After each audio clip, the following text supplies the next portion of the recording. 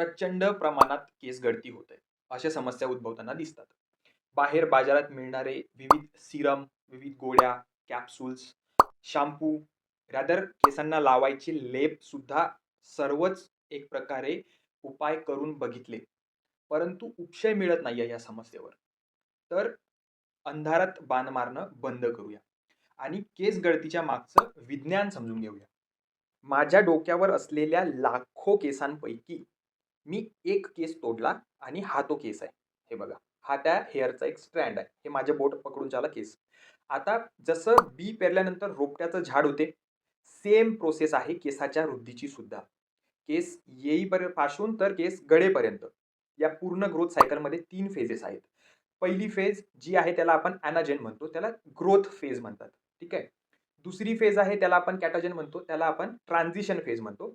आणि तिसरी जी फेज आहे तिला टेलोजन म्हणतात. त्या रेस्टिंग फेज आहे. जी ग्रोथ फेज आहे ही चालते 2 वर्षापासून ते 7 वर्षापर्यंत. ठीक आहे. आयदर ती 2 वर्षाची असू शकते, 7 वर्षाची असू शकते.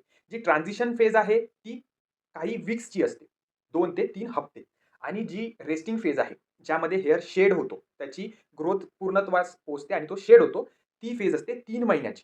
ठीक आहे. आता प्रत्येक हा जो केसाच्या एका स्ट्रँडचा विकासाचा जो क्रम आहे, तो या 3 फेजेसमधूनच जातो. ठीक आहे. आणि इथं मी बोलत आहे डोक्यावरच्या केसांच्या गळतीविषयी. एक कंडिशन असते ॲलोपेशिया टोटॅलिस, ज्याच्यामध्ये पूर्ण डोक्यावरचे केस जातात आणि एक असते ॲलोपेशिया युनिव्हर्सॅलिस, ज्याच्यामध्ये पूर्ण शरीरावरचे केस जायला लागतात. आता केस गळतीच्या फेजेस सर्वांच्या लक्षात आल्या. आता आपण केस का बरं गळतात? या फेजेसमध्ये अशा कोणत्या गोष्टी कारणीभूत ठरतात, की त्यामुळे केस गळायला लागतात? हे समजून घेऊ पुढच्या पार्टमध्ये. ओके?